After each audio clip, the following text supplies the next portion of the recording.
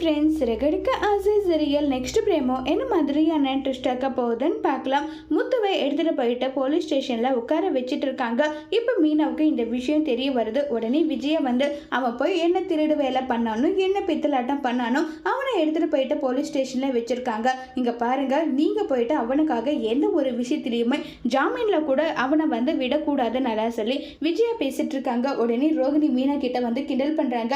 என்னுடைய புருஷன் நிஜமாவே அவருக்கு எந்த ஒரு விஷயமும் தெரியாததா, ஆனா அவர் போயிட்டு போலீஸ் ஸ்டேஷன்ல இதுக்காகலாம் நிக்கல, என்னதான் புருஷனை நீங்க கல்யாணம் பண்ணிருக்கீங்களோ நல்லா சொல்லிட்டு ரொம்பவே கோவப்பட்டு பேசுறாங்க. உடனே ரோகிணி கிட்ட தரமான பதிலடி கொடுக்குறாங்க மீனா. என் புருஷன் மேல எனக்கு நம்பிக்கை இருக்குங்க.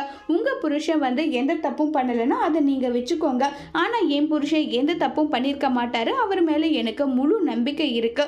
தேவையில்லாத வேலை, தேவையில்லாத விஷயத்துல எல்லாம் நீங்க தலையிடாம இருக்கிறது தான் உங்களுக்கு நல்லதுன்னு சொல்லிட்டு மீனா பதிலடி கொடுக்குறாங்க. உடனே ஸ்ருதி நான் வேணும்னா போயிட்டு போலீஸ் ஸ்டேஷன்ல பேசி பார்க்கட்டுமா மீனான்னு சொல்லி கேட்குறாங்க.